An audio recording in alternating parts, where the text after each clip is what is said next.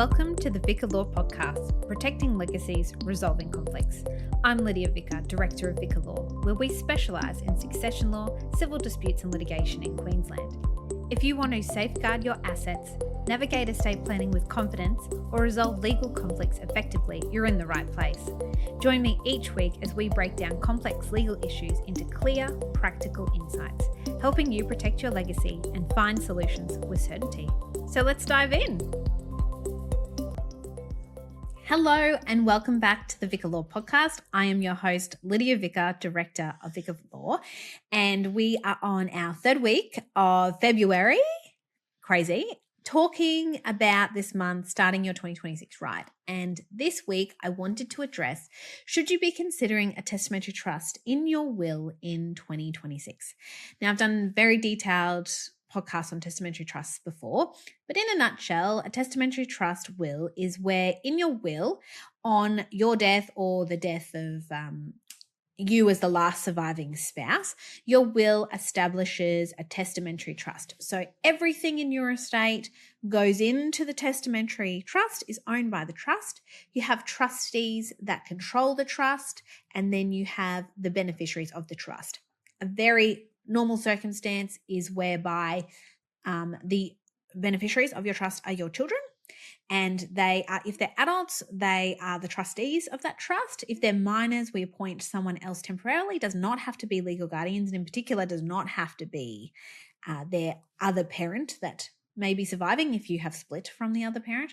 And then the nominated beneficiaries are your children, and automatically their children are primary beneficiaries. So receive all the benefits of the testamentary trust, all the protections of the testamentary trust, but don't actually own any of the assets. So what that means is that if they separate from a spouse, go through family court proceedings, bankruptcy proceedings, get a court judgment against them, we remove their control as trustee. It's an automatic disqualification that happens under the trust deed.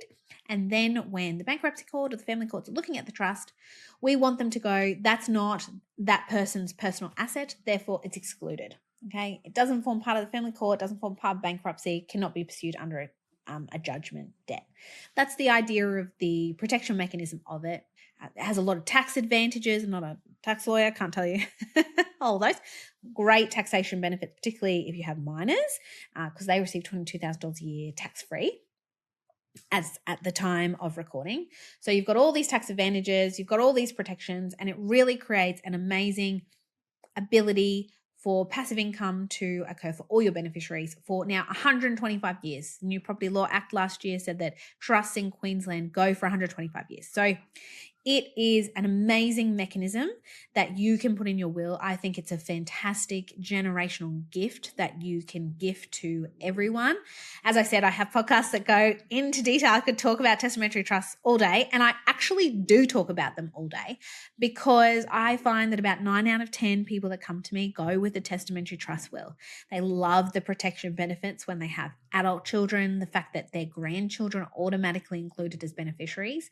And then for people with minor children, they love the idea that they have a very particular set of people controlling the finances for their minor children. And where someone is doing an individual will and have separated from the parent of their child, they love the fact that that parent doesn't get any of their hands on the money that's in the testamentary trust. So those are really the main reason that people love them, and it's the main reason that I recommend them to people as well. I think a lot of people, particularly around divorce, family court proceedings, a lot of people have really experienced that or know someone that has experienced that. So having these protection mechanisms in their will is something that they really love.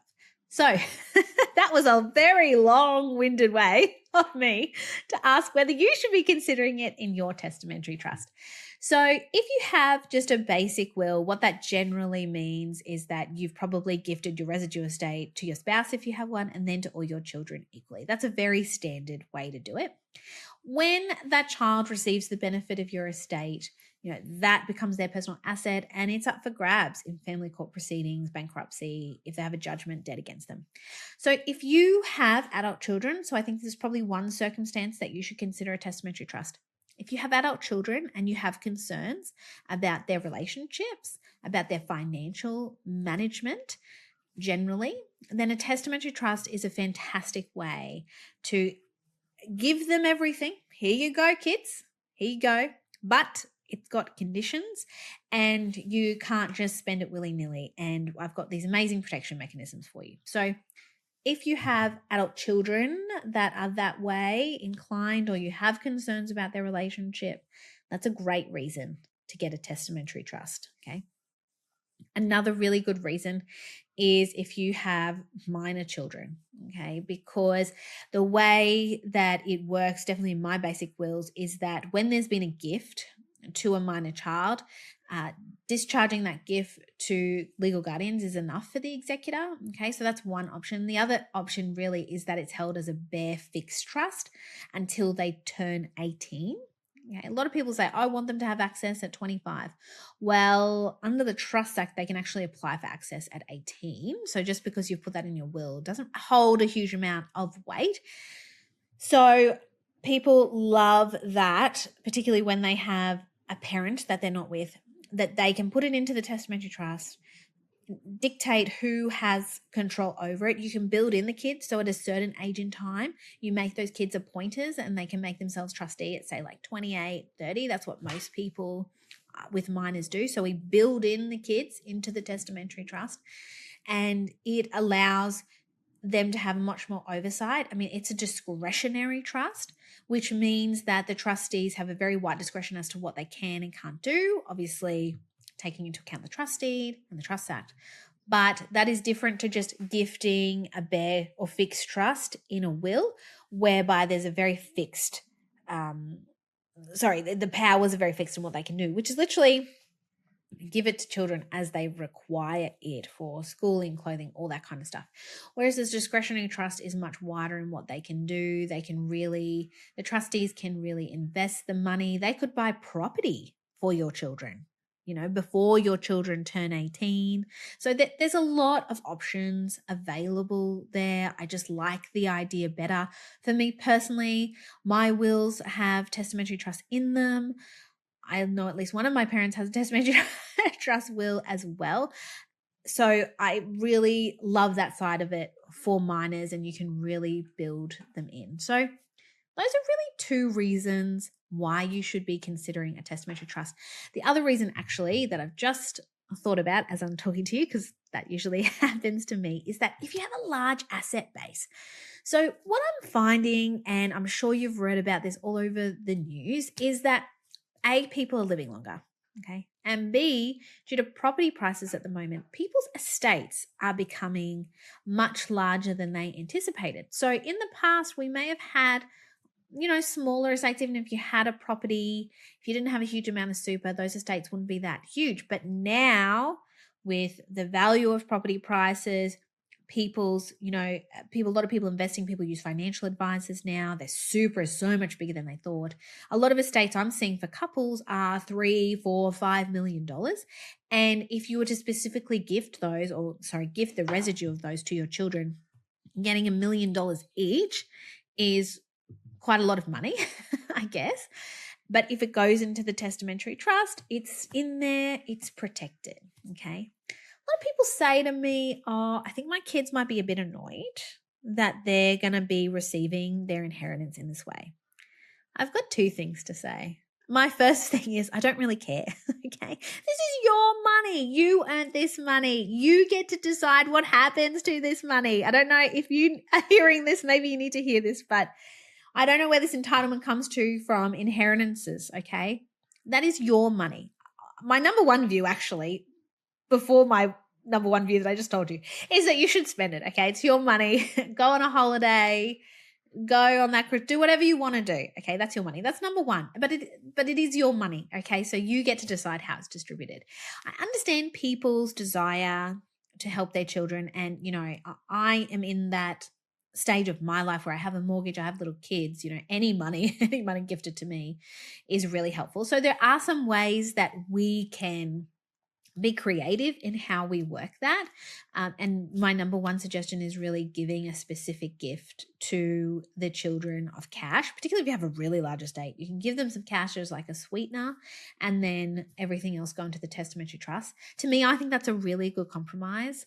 For testamentary trust wills, I do recommend that you speak to your children about it, why you've done it, have a very thorough letter of wishes. If you don't want to speak to your children about why you've included a testamentary trust in your will, I think they're fantastic. So don't let them be scary. Don't let them be a concept for the rich people. I hear people allude to, oh, you think testamentary trusts for the rich? They are for everyone.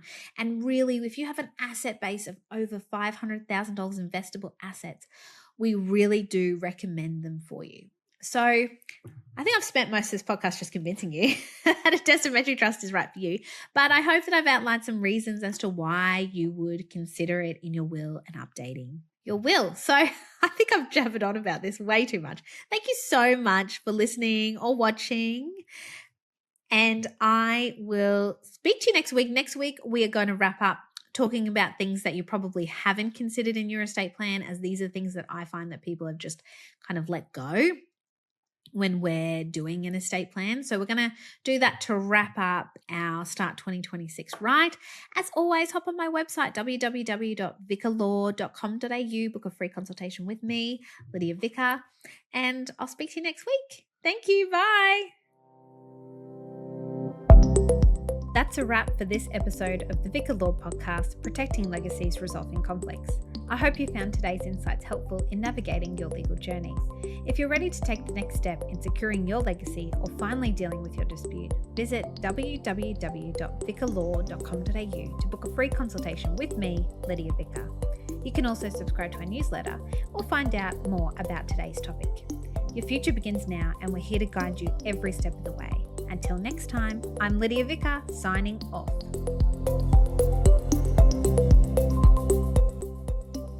The Vicca podcast comprises general information and does not serve as a substitute for professional advice. Prior to making any legal decisions, individuals are advised to seek independent professional guidance and assess the suitability of this information for their own individual goals and objectives.